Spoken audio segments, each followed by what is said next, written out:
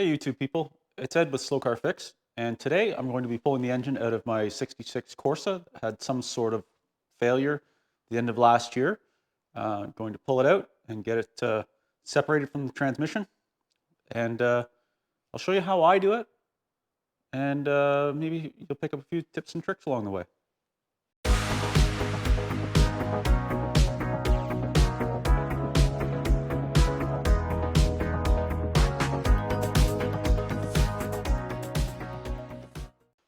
Okay, so as I say with all my videos, this is not a direction on how to. I have done this a bunch of times, so you might be able to pick up a few things on that I do a little differently than the manual says, or maybe that some other people do. But the first thing I need to do is get organized, get all my stuff ready. I have to move some things, obviously, and start looking at what I need to do to get this thing out. Okay, so a couple things to keep in mind. You don't need a hoist. You can do this in the driveway, you can do it whatever. I do it on the four posts sometimes. Usually my preference is to use my scissor lift on the other side of the shop, but the car is already here. So I'll be doing it right here. And it's a non-runner, so, well, it runs, but it's noisy. So I don't really want to do that anywhere else other than right here. So I'm going to do it here, but you can do this on jack stands. I recommend that you have 4 jack stands, because if you jack up just the back of the car, the engine comes out from the bottom. If you jack up just the back of the car, your car is going to be on a big angle. It's not really going to be safe. So you don't have to have it jacked up level. You can have the back higher, but you also should have the front up a little bit. To get it high enough off the ground to be able to get the engine out, take a measurement from roughly from the bottom of your oil pan here to around the middle of your license plate, and then add the height of your jack, and that's what you'll need to get it out the bottom. We have to remove this air grill, but that's the measurement that you'll need from your air grill down, is roughly from the bottom of your oil pan to the center of your license plate. Roughly gives you close enough. Add a couple inches, gives you close enough for clearance to get it out. So the first thing, I like to divide it up into 2 sections. I like to do all the stuff on the top, complete, then put it up and do all the stuff on the bottom, not back and forth. It just makes more sense to me. Got to pull the wheels off, just the back wheels. The front wheels right now I have them chalked. Now when I pick them up on this thing, when I jack this thing up, I want it to be fairly level on this hoist, because when the engine's out and gone, I want to be able to put my ramp side back in underneath, so I got to be able to put the car back up. So I want it to sit sort of at like a natural state, and I'm obviously not going to have the wheels on it at that point. So you'll see what that's all about as I progress. Just a quick look at some of the tools. It's basic. It's really basic. I like to set out a table, and then I'll get some boxes or bags to put all my hardware and stuff in, because you don't want to lose them. And I have those magnetic trays. I'll be using them. I just use a basic cheapo socket set. For wrenches, the 3 sizes you're going to need really are 7/16, 9/16, and 1/2 inch. You'll need a 3/8 as well, but you'll be mostly using these 3, 7/16, 1/2, and 9/16. I like to have some nut drivers. I like to have a 5/16 nut driver. I like to have 7/16 nut driver, a 3/8 nut driver. They're just my go-to for undoing the wires on the coil and any shroud stuff or whatever. You'll have a couple of Phillips flathead. Depending on how much the car's been mucked with, you might have Robertson head wood screws. Who knows? So we'll see what we get into there. But this is kind of your basic hand tools you need. I'm also going to utilize a battery ratchet, and I'll utilize a battery impact to take off the wheels. I don't really get into using my battery nut driver too much, but you never know. You never know what you're going to get into.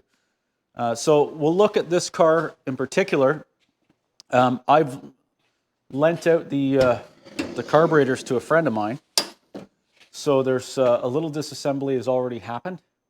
So that's not too bad. But so my PCV is off, my breather is off, and my carburetors are off.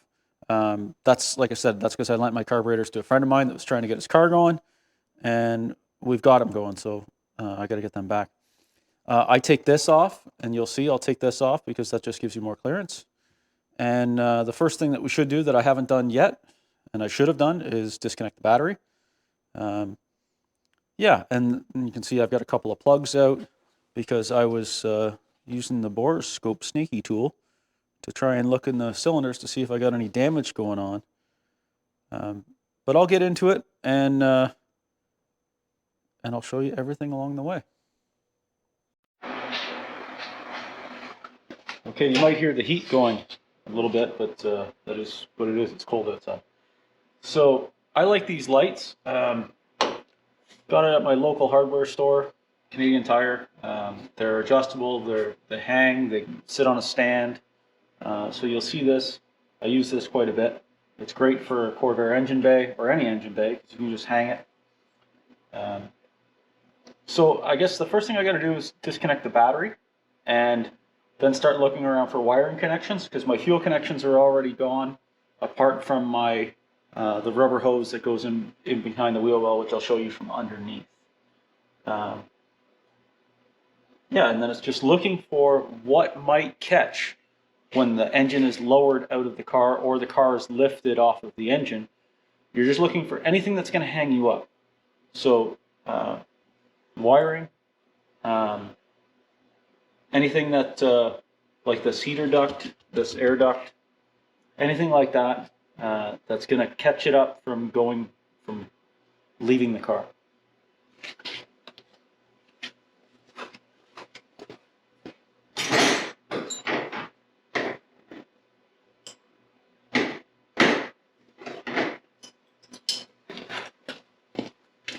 I'll just undo the battery now. It isn't really secure in the hold down. It's kind of handy because I need a battery for my winch on the car trailer to go pick something up here in a little while.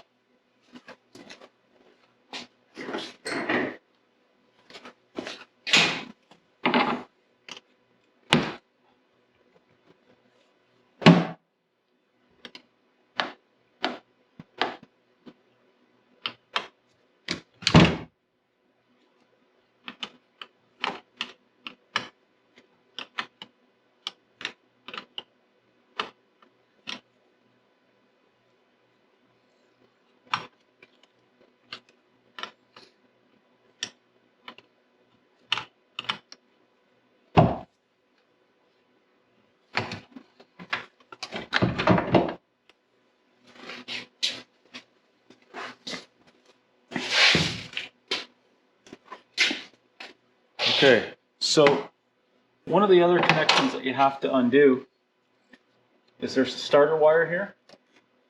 I don't know why this one, you're going to find with all these old cars that stuff isn't necessarily correct. That somewhere along the way it's been mucked with. This one's had some wiring work. It's a pretty good car, but it's had some wiring work that needs some attention. It has some weird, I think they're weird, like inertia switch and oil pressure shut off for the electronic fuel pump. It's not something I typically do, but a lot of people do it. So I've got to disconnect some of that stuff. But just to show you, these starter wires, like this, where the car is separating from the engine is right here on this perimeter seal. So anything connecting here, this is supposed to be a plug connector here, like a 2-wire plug. And that is not, so I'm going to have to correct that because I don't like things just taped together. I'll disconnect this guy here now, separate this, see what's going on, if it's heat shrunk or what the story is. But that's going to have to go. And this is the vacuum tube, because this is a Corsa and it's got a vacuum gauge. This vacuum tube goes to the, right over here, to the crossover tube that goes between the two carburetors. So I've got to get, I got to get rid of that vacuum reference line. So I got to do that. But all this stuff can stay because this is all going with the car. You don't have to undo the perimeter seal clips. All you do with the perimeter seal is just pull it up. Work your way around and you pull it up so it comes off of the shroud. It stays on the car, the perimeter seal. Just going to get rid of these starter wires that I was just talking about.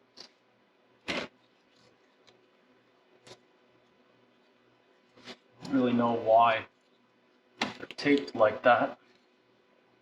Oof. Oh well, they're heat shrunk at least, but they're not great. So I'll put a proper 2-wire clip on there, and the proper clip that goes to the starter, because that's the way it's supposed to be. I'm going to go ahead and cut them. What else do I got here? This wire is for the oil pressure switch, or that stays with the car. Okay. Not really that much to do on the top side. Okay, so I've cut that wire. Normally what I would do at this point is I would be taking off the air breather. I would be, what would I be doing? Disconnecting the throttle linkage. But you don't have to take anything else off. You don't really have to take the alternator off or anything. You just have to disconnect it. So I like to go in systems. So disconnected those wires. I'm going to go around the clock here and look for wires. So there's ground straps. There should be ground straps at each corner of the engine. So I'm going to undo them. I'm going to undo the alternator connection. Going to undo the coil. And just work my way. I guess this is counterclockwise, but I'm going to work my way counterclockwise and just make sure that there's nothing here that's going to hang up in regards to wiring. And then I can say in my noodle that wiring is disconnected on the top side. So the ground cable's undone. I just did that starter stuff. Next is the alternator. It's got a two-prong plug here that just unplugs, and then the hot wire for the alternator, which is why you want your battery disconnected, is right here, and usually I can get a nut driver on that and just crack that loose. And what I like to do in most places when I can is reinstall the hardware where I've removed it. So I'm going to disconnect this wire, take the star washer and the nut off, take the wire out of the way, set it aside, and so I don't lose this nut or it doesn't fall down a carburetor hole, I'm going to put the nut and star washer back on the alternator, just finger tight.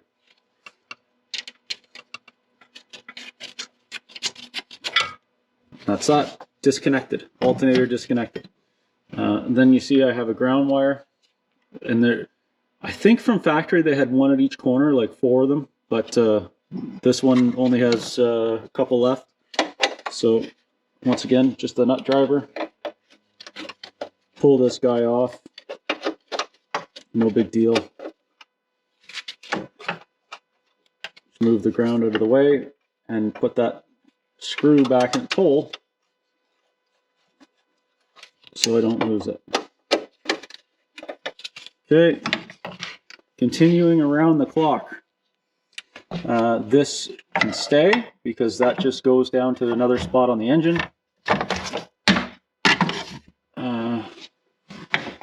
So now this 2-wire connector, which is for oil pressure switch, and on this car for the thermistor for the, I believe it's for the thermistor for the temperature gauge, or it would be a cylinder head pressure, no, cylinder head temp light on some of them, and cylinder head temp gauge on a Corsa or Spider.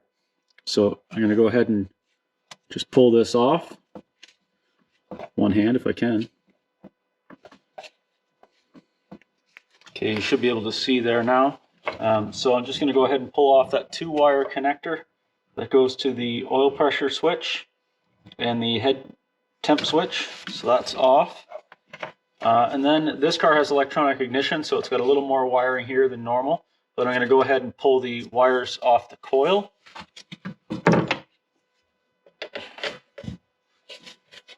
Once again, these nut drivers, they're handy.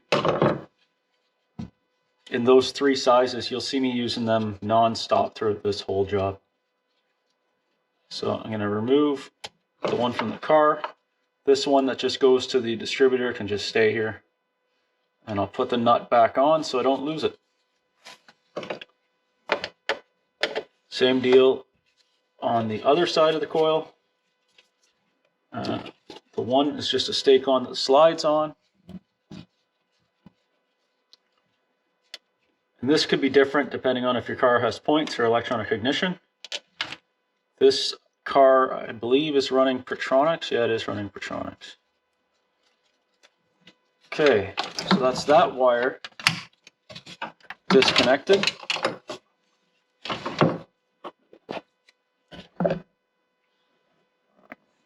Now, continuing my way around, spark plug wires don't matter, they go with the engine. Belt doesn't matter, it goes with the engine. So that is everything electrical disconnected from the engine. There should have been a couple of ground straps over here, I believe, and I might put them back on when it goes back in. So the next thing that I'm going to do is I'm going to remove this fresh air hose, and then after that I will do the reference line for the vacuum tube.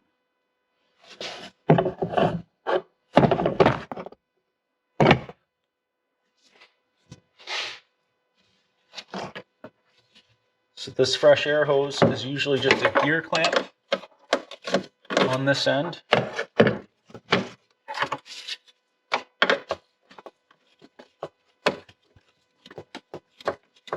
And you don't have to remove it. Oh, this one's toast anyways, but look at it.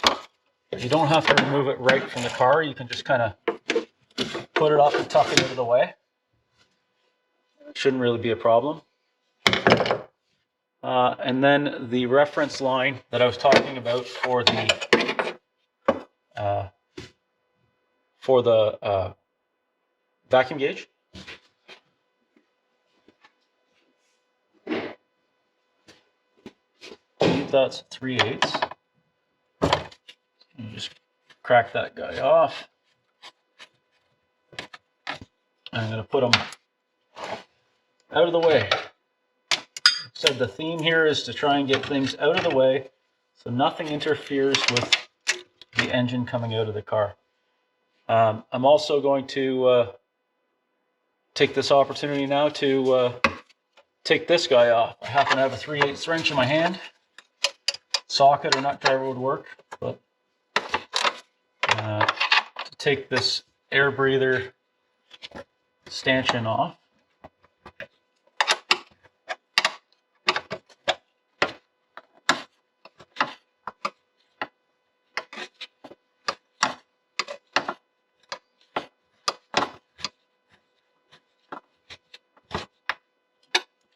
Once again, just putting the fastener back in the hole.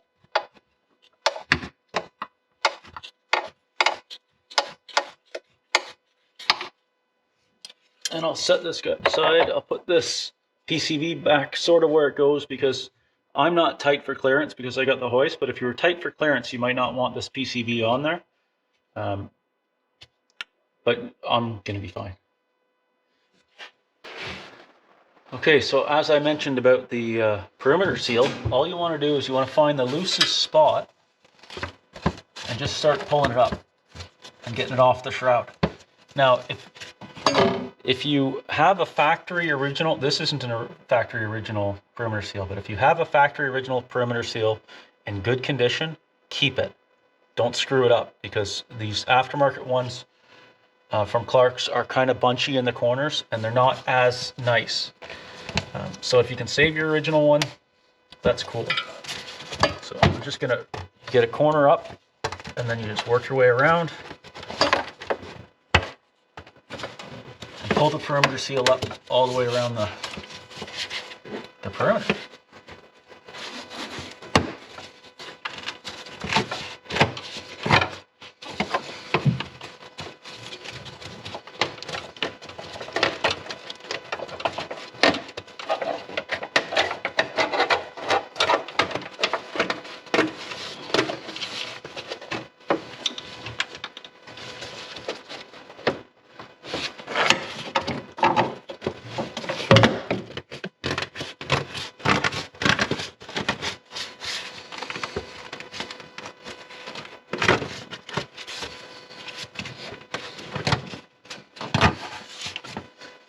Okay, so if you look, you can see that I've just worked my way around and pulled this. This here just slides on the lip of the shroud, so it's no big deal. So really, now, like I said, I was a little ahead because my carbs are off already. I'm pretty sure, we'll have a second look later, but I'm pretty sure but that's enough crap out of the way to get this engine out from the top side. Not a lot of work on the top side.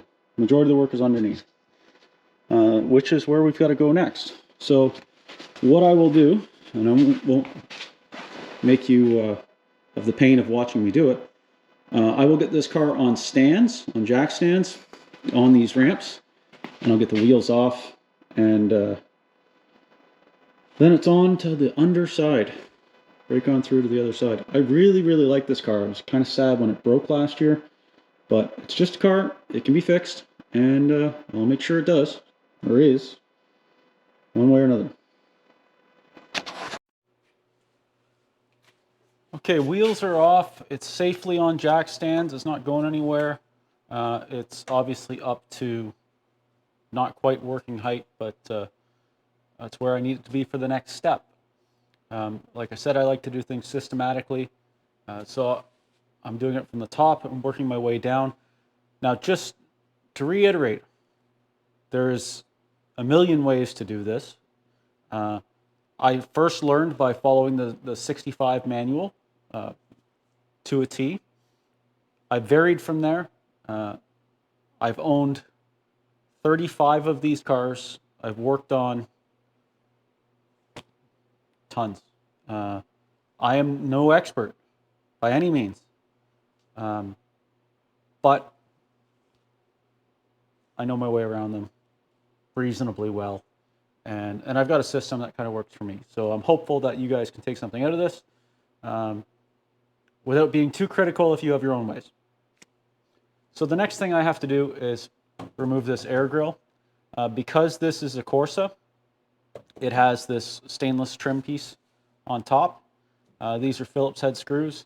Then there's a couple of screws in here, and there should be some screws around the other side. Now this is where it gets janky for Corvair peoples. These were cheap cars. They're still relatively cheap cars. So throughout the years, they got cheap fixes. If somebody fastened this air grill to this car with a number 8 wood screw and auged out the hole to fit a number 8 wood screw by just driving the screw in there, guess what you got to use to put it back on?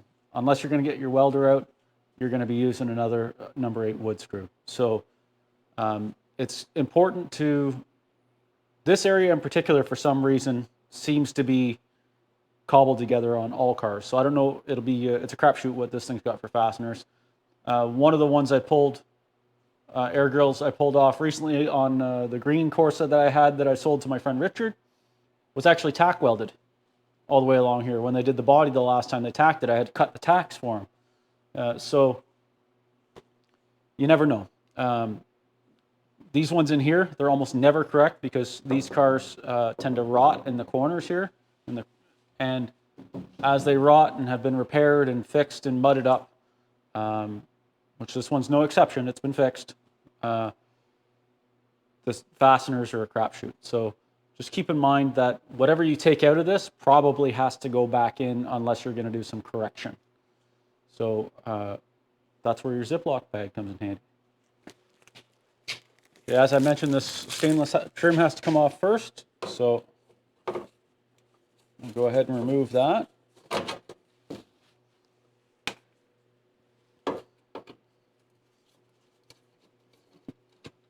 10 screws that hold it on. They didn't really want it going anywhere, I guess. Just point of interest on these cars, if you don't know anything about Corvairs, they're built from 1960 to 1969. They switched models in 65 was the first year of this body style. This is a 66. 65 is what they call the late model. 65 to 9. 60 to 64 is the early model. They built 1.9 million of these cars in 9 years. I think that's about right. I think 1.9 million was the right number. That's a lot of cars. The Corsa, this model, was only 65 and 66. This car is an Oshawa-built Corsa. So for 66, an Oshawa-built Corsa, I think there was 535 of them, roughly. Don't quote me on the numbers on that, but it's in the 500s of how many there were. So it's kind of rare.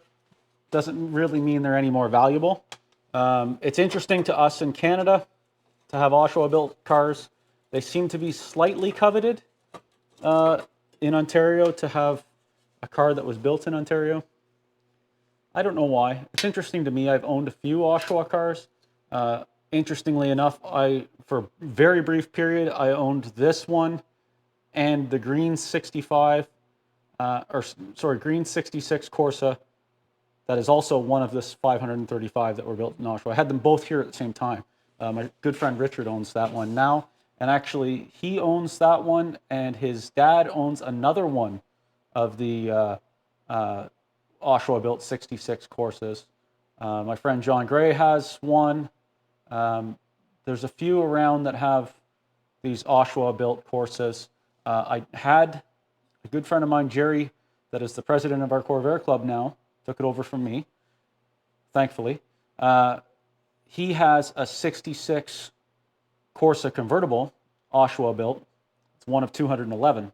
He bought that car from me maybe 10 years, probably already 10 years ago, 8 years ago maybe. And he's done an excellent job with the restoration on it and some upgrades. It's a really nice car. They're good fun. They're good fun cars.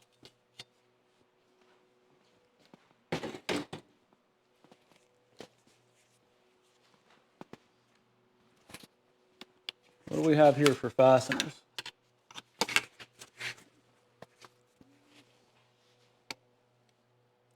Nothing. A couple of flatheads.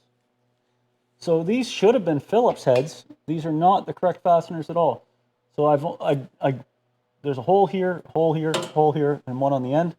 And I only have screw here and screw here. So as I said, these get screwed up. And then it looks like there's a bolt. Yeah, the wrong, yeah, definitely the wrong hardware all around.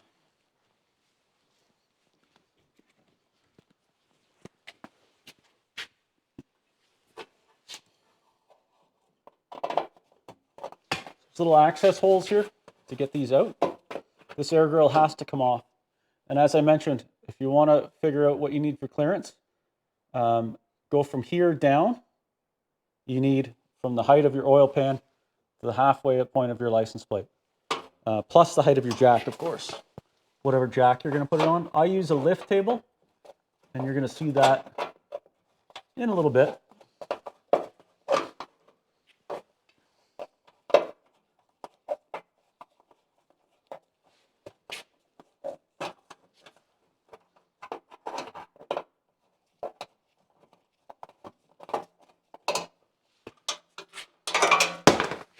That is not even close to correct.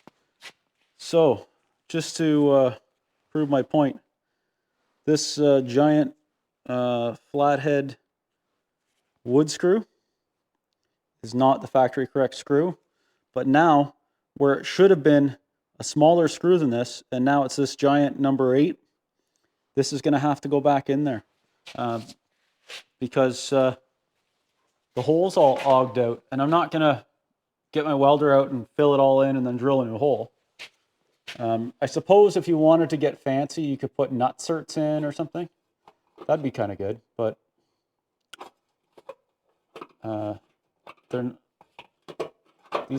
most of these cars are not show winners. They're just fun cars to own and drive.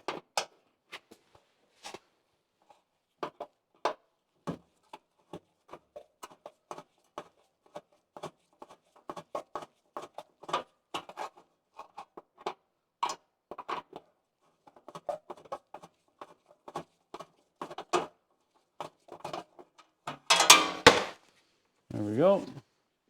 I don't know what size that's trying to be. See if my nut driver will get it.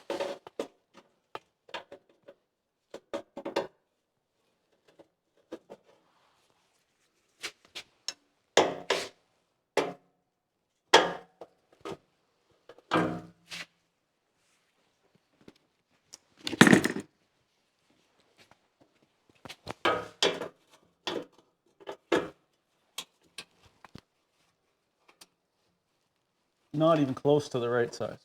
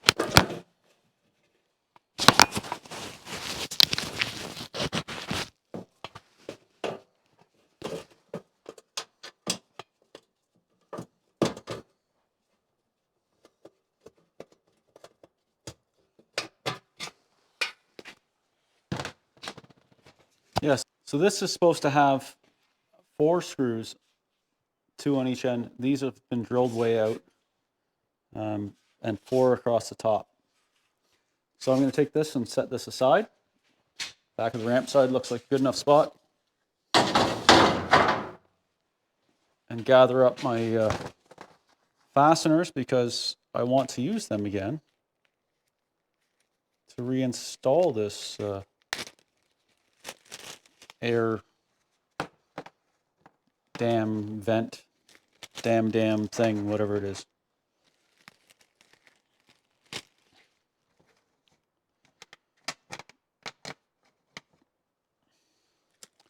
And then while I'm here, it's already in front of me, I'm going to take off this engine mount cover, and then I'll put the car up, and we'll move on to the next thing.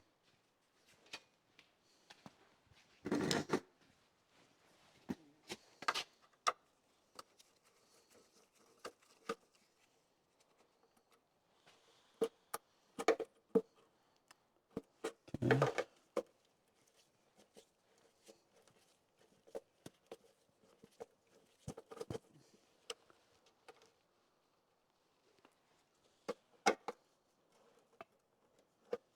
It's another mix match. It's got a bunch of different fasteners in there.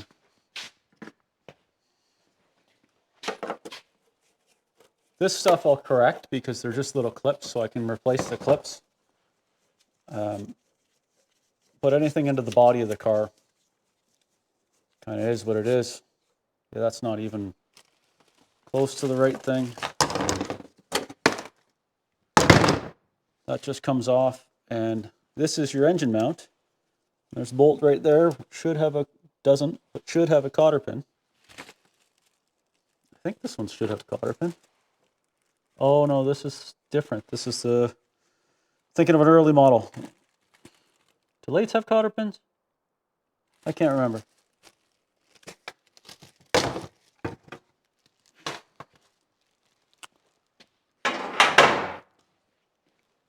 Let's have a look and see what's going on underneath this thing. So I'm going to have to take these lower shrouds off. I have to take the exhaust off. And see, this is what I was talking about perimeter seal. I just pulled that up and off of there. So it's off the shrouds. Believe it or not, this was a rebuilt engine that failed. So that's unfortunate. I'm not really sure what happened, but we're going to find out. Not today. I do have noticed that there's a bell housing leak. It's very common that people install the crank seal, don't put any grease on it when they install it, and the first turn of the engine, it tears it up. So that'll have to get replaced. Bell housing's going to have to come off at the very least. Transmission and differential on this car were rebuilt, so they're shiny and new. So we have to remove the heater hoses, remove the exhaust, remove these strut rods, remove the axles. It's a lot of things.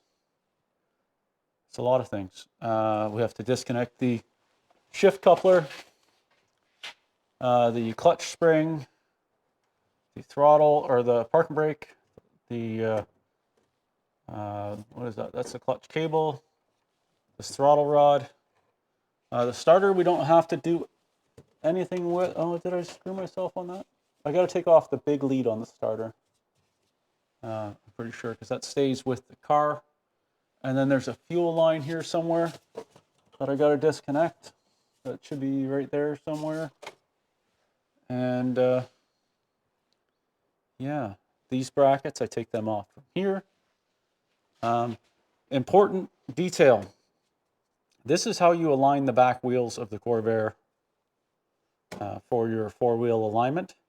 So it's important to match mark these where they are so you can set it back and hopefully don't need an alignment afterwards after the engine's back installed. But to do it properly, you should realign the car after the engine's back in. But I'm going to match mark this because I have to loosen these off to be able to undo this and pivot this arm out of the way so the engine can come out. So I will match mark them. The manual says to undo these bolts and leave this trans cross member in place. I don't do that. I take the trans cross member out from these. So that's how I do it. And I take this pivot, this clutch pivot out as well. I think if I recall, that's kind of a clumsy ordeal. At least the way I do it's kind of clumsy. Looks like I got a shift seal leak as well, so I can correct that while it's out. Interesting, I don't think I've seen this before. I don't know if that's correct. It's a little drain plug in the bottom of the trans. So this is the transmission, this is a differential, and that's the engine, obviously. It's the bell housing. Another thing that I do before I lower the engine out of the car, before I put the jack in place, is I take out these two bottom bell housing bolts. They're a pain to do later when it's on a table or something. So I'll do some less talking and a little more working, just having a look around, getting aware of my surroundings, seeing anything glaringly obvious that doesn't look quite right, which doesn't really seem to be the case on this one. There's a couple little odd things, but for the most part, it looks the way it's supposed to be. And yeah, start disconnecting stuff. So the first thing I'm going to do is pull the shrouds off both sides. You'll notice the rocker cover's off this side because I was trying to figure out what was wrong with the engine, and hopefully, I was hoping it was like a rocker had broke or something like that because it's got a hell of a noise, but I'm sure it's a lot more expensive than that. So I'm going to pull this off because these are a pain to take off later when the engine's sitting on a table or something. You can't really take them off. So I'm going to take them off now, then take the exhaust off, work back to front. It's just, I like to do it in a system. It's just what I do.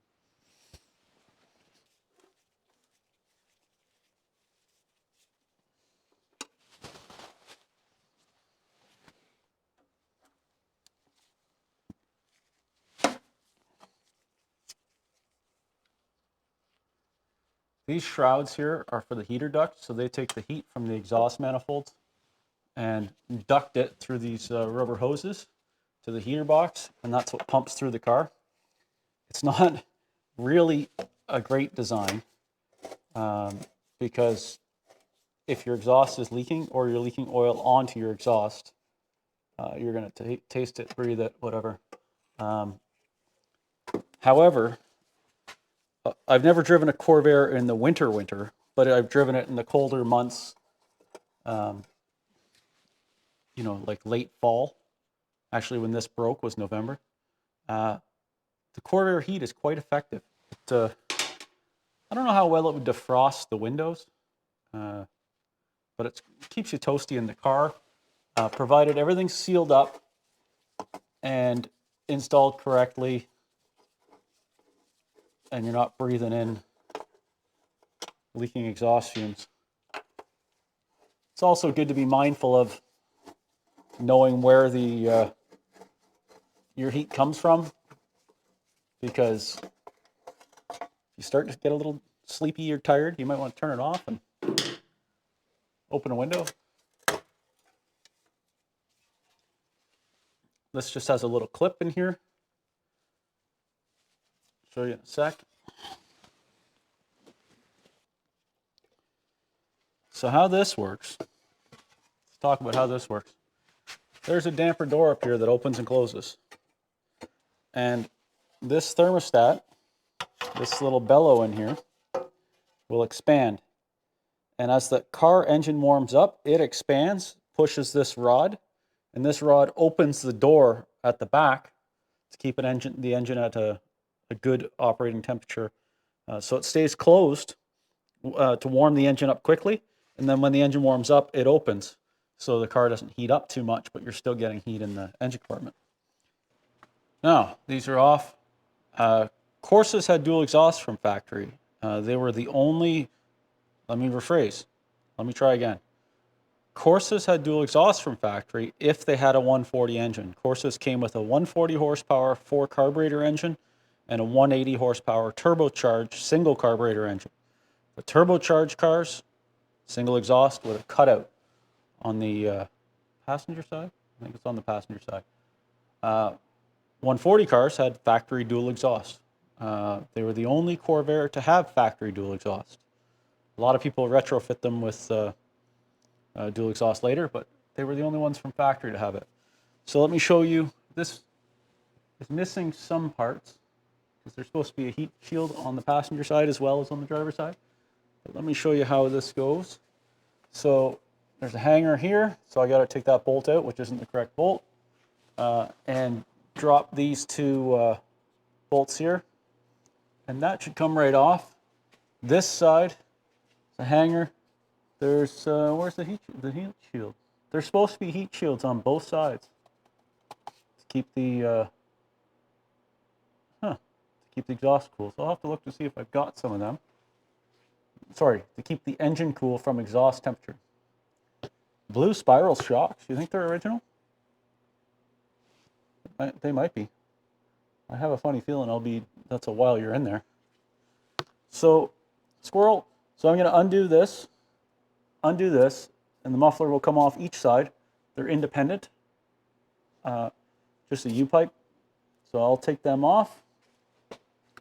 And you can see this is pretty clean, recent-ish engine. The These are the exhaust manifolds. They stay on for now.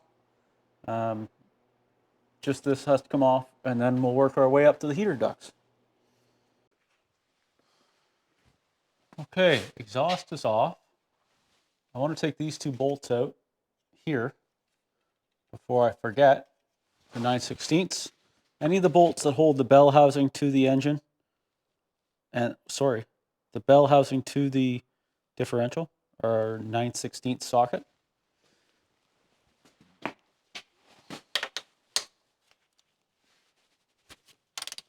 just want to pop these out because, as I said, when this thing is sitting on a table or a bench or whatever, you can't get these out. And I'm always working by myself. So it's good to set yourself up so you're struggling the least amount. Oh, that's tight.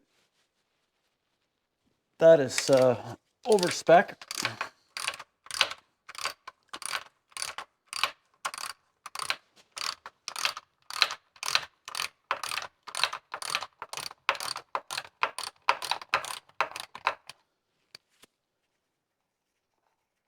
Like I said, I'm just moving from the back to the front systematically, not jumping all over the place. Because you jump all over the place, you miss things. You don't want to miss anything. So the next thing going forward would be these heater hoses, which actually I replaced one on that side, but I see that it was a little too close to the exhaust, so it's melted. So I have to likely replace both of them when I put the engine back in. It's a good time to be making a checklist along the way, which I'm not doing, and I should be doing, of things that I got to get, because there's a lot of while you're in there.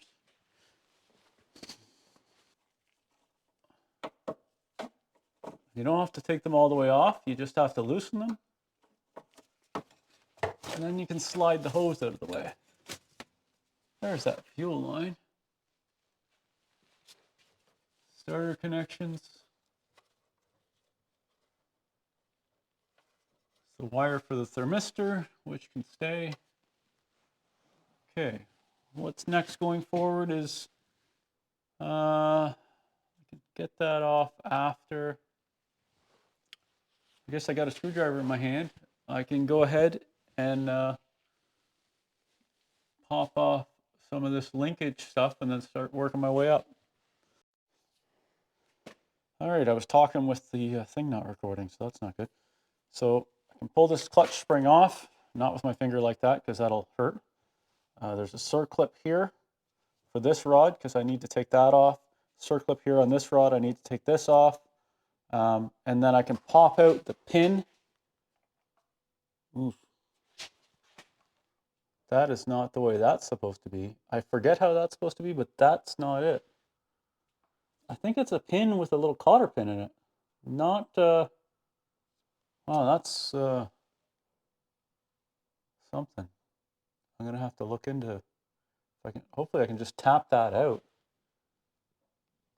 That's supposed to be a little pin with a flat head on it and a cotter pin. I'm almost certain. It's been a minute since I've taken a manual lathe apart, but I'm also going to pop this clip off here for this clutch cable. I'm going to pop this off here for the clutch rod. And what else? Things. Let's do that. Okay. Take this clutch spring off without hurting myself.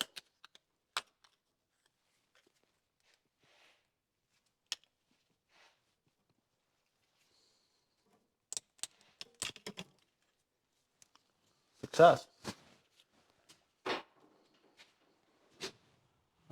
Take the circlip off going up, which you don't need to, I don't think, but circlip off here. E-clip, circlip, whatever you want to call it. I'm sure there's a tool for this. I use a screwdriver.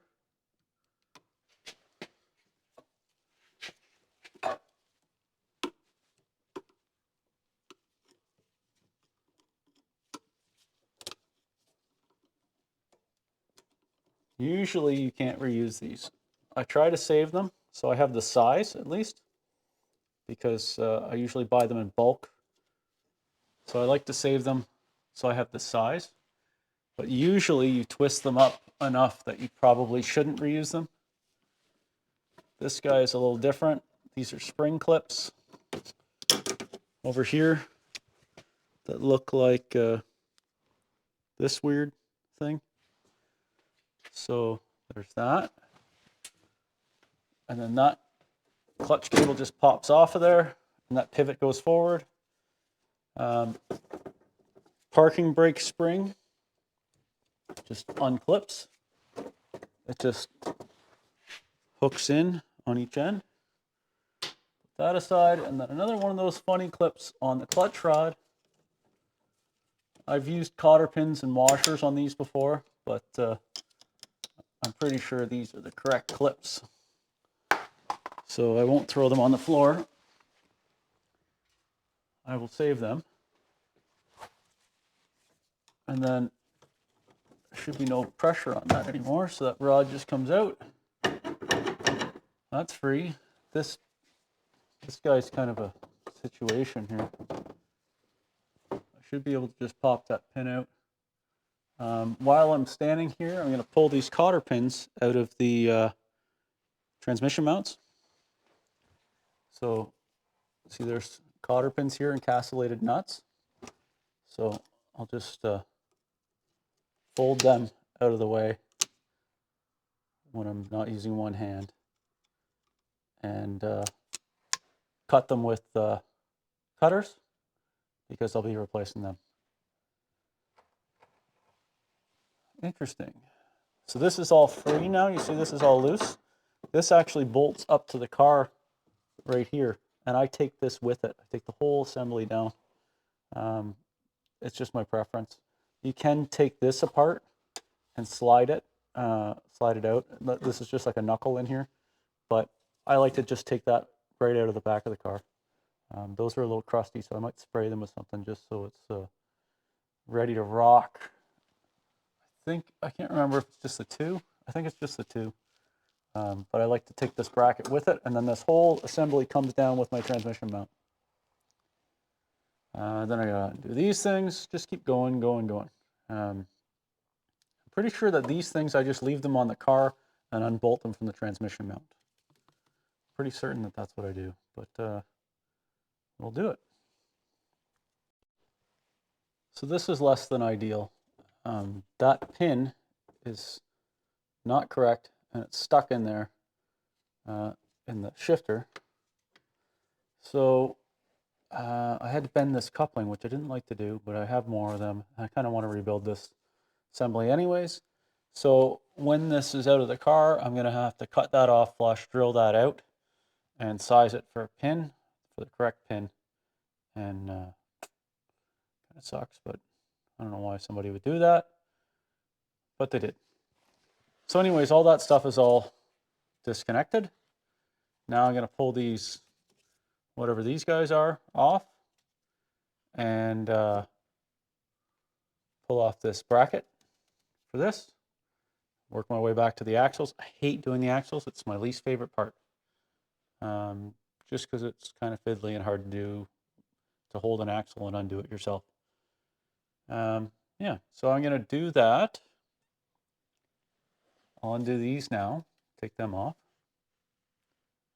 and carry on.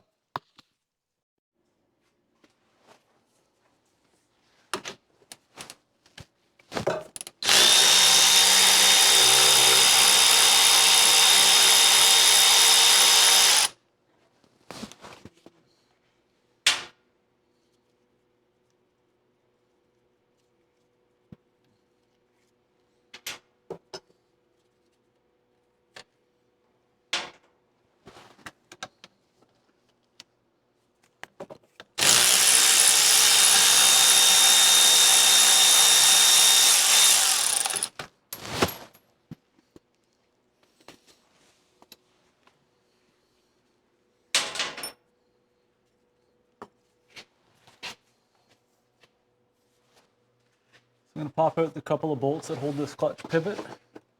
So it comes with the car.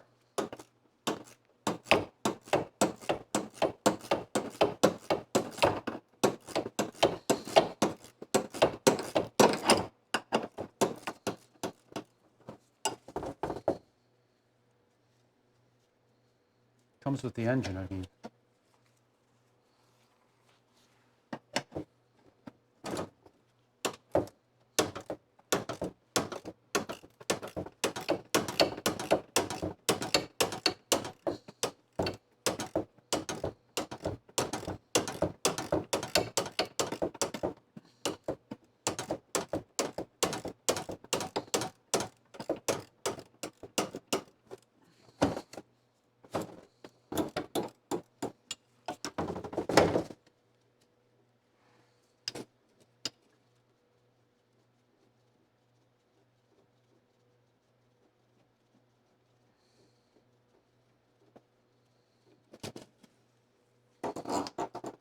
Okay, that's loose. That takes these special fasteners with a big shoulder on them. So you don't want to lose those because they're specialty and you can't get more unless you call Clark's and order them.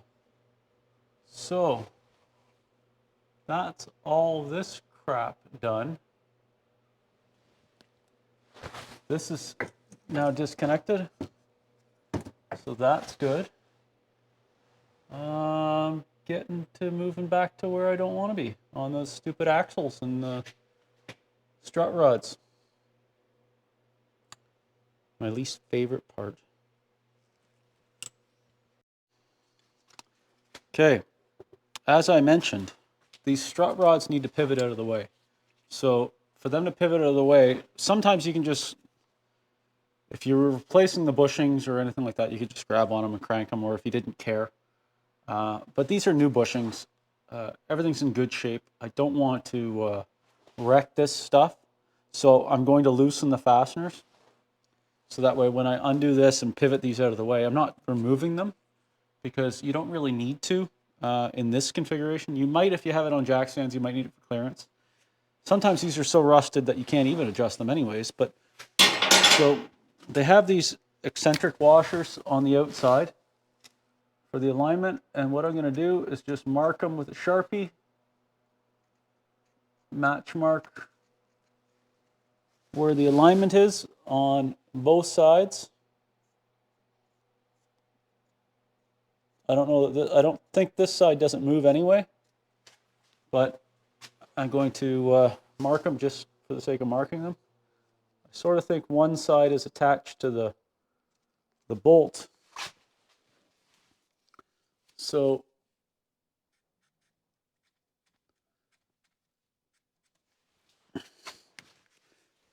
you know, technically you're supposed to get this realigned as soon as you touch this. If you hit it with a Sharpie and you put it back in the exact same spot, is it going to be lined up enough? Probably. It's probably fine. I know that I'm not worried about it. If it does need an four-wheel alignment afterwards, I'll take it for a four-wheel alignment, but I'll know when I drive it. Not a problem for today in March.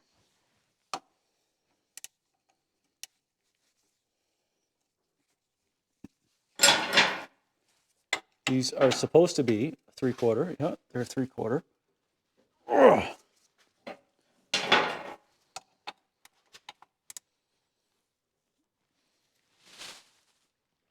Oh yeah.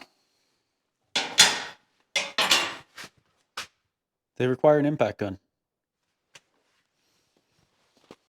Okay, once again, just to show this clearly, this eccentric here, I think is on the head of the bolt, so it stays. It's not coming off of this bolt. So I've match marked where it was from where it's currently set to the car. This side will come off. I match marked that. I think it only goes in one spot anyways, but I'm going to gun this nut off. And we're not taking this out. We're just loosening this so it's kind of can sit in there. It's not going to bind. And then when I remove these bolts from the transmission and pivot this arm out of the way, these aren't tearing up this bushing in here. I hope that's clear. I can't really make it any more clear than that. What else have we got going on here? Huh, looks a little wet in the back of that wheel bearing. Okay, and then I have to pull off these axles.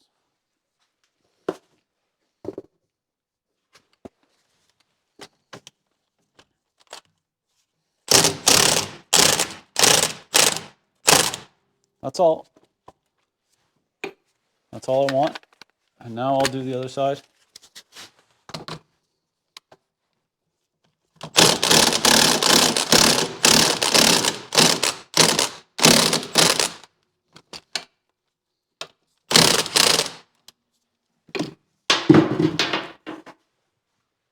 Okay. Next on the list is these transmission thingy doies. What are they called? Bolts.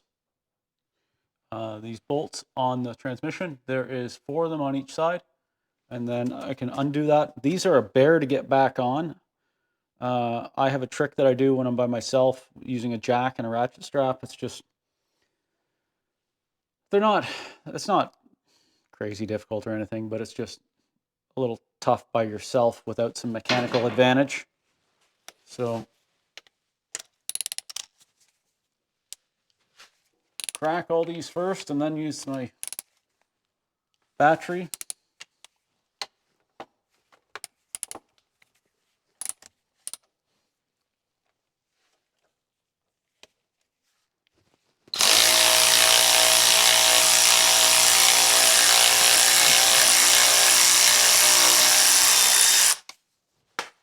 Bing.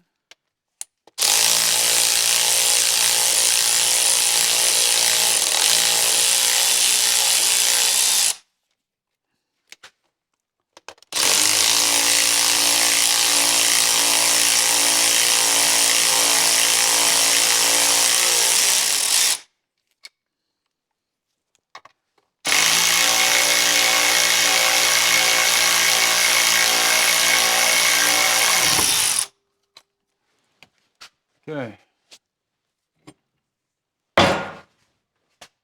See what I mean? Now they're out of the way, and not going to be a problem. Now I can technically just pull that right out because this is in good shape and those bearing or bushings have been replaced and all that stuff. I can pull that dog bone right out, but I'm not going to. It's not going to be in my way for what I'm doing. If you're on the ground, you lose some clearance, so you might want to remove them, but I'm not going to bother. You can see my match marks moved. It's moved over here. So once I tighten them up, that'll get me close enough anyways. And then I can go from there and decide if I need an alignment. Axles. 66 and later, I believe, are 7/16 socket for this, for the U-joints.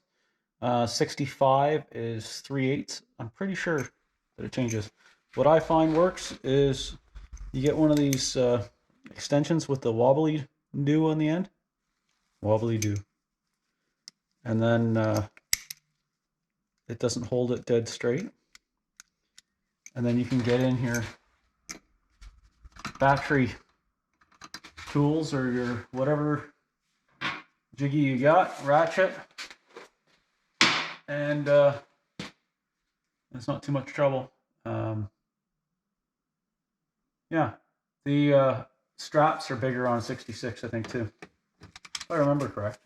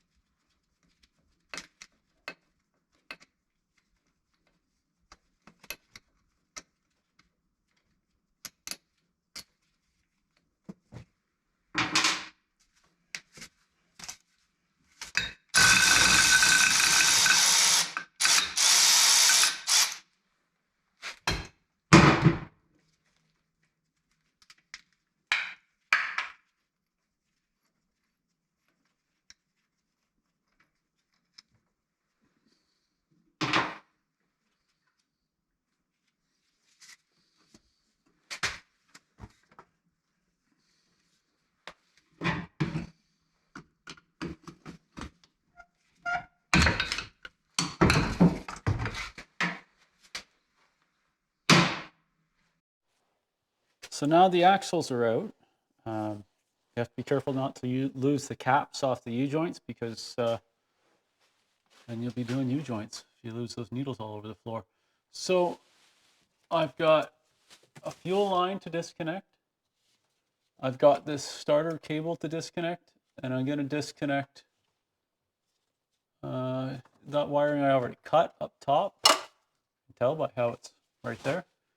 I have to disconnect, right now I can disconnect this reverse light backup switch, which you don't want to forget, because those switches are expensive. And if you pull on it and break it, it's a bad scene. So I'm going to, when I'm not single-handed, okay. Yeah, if you pull on that and this wire gets caught and breaks these tangs, it's kind of a problem. Then you're into the switch, and that switch is like $100 or something. It's not cheap. Ask me how I know. So it's just that fuel line and that starter cable, and then a good look around to see if there's anything else holding anything up. I will crack the nuts that are in there that hold those motor mounts. I will crack these nuts back here that hold this motor mount, lower the car down. Drain the oil. Gotta drain the oil. And in this car, I'm going to take some of the oil, put it in a container, and check it for filings and stuff. Run a magnet through it. Did it before, but I just want to check again just to see. So I got to drain the oil.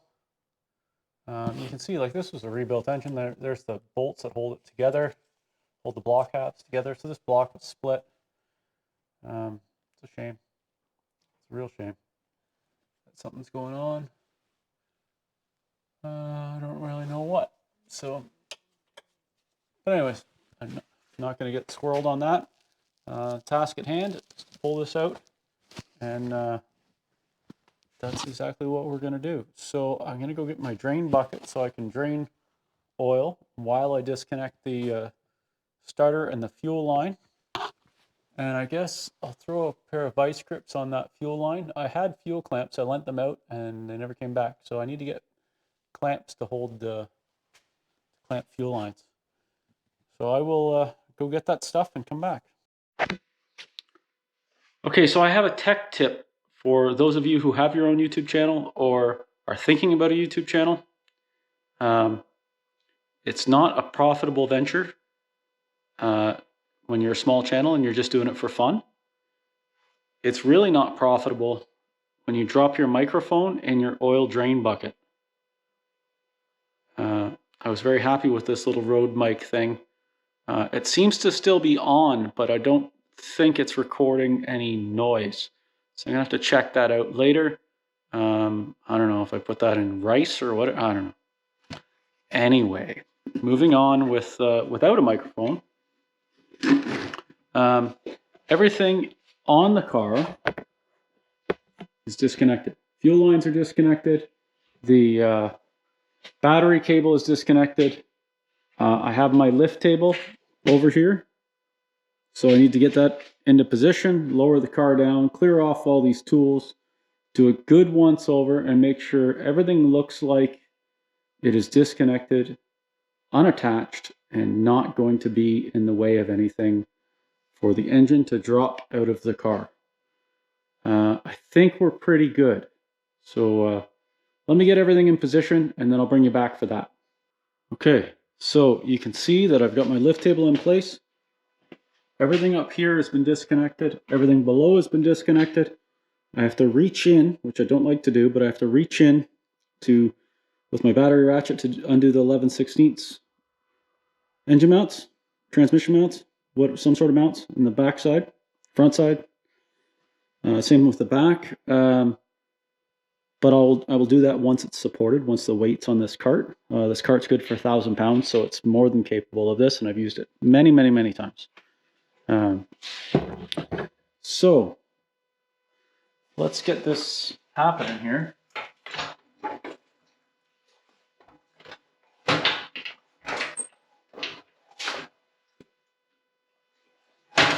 think I want to come down some more on the car.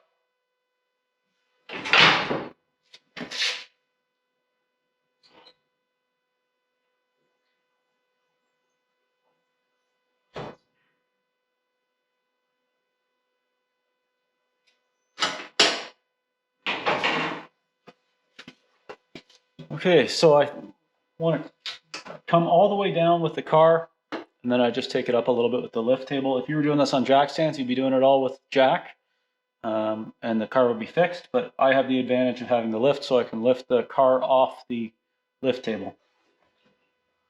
So I've got the weight of the engine on the cart, engine and transaxle. Now I need to reach under and undo those bolts, the castellated nuts. They're 11/16 on the transmission crossmember. And then there's 2 bolts right here that need to be undone. So I'm going to do that now.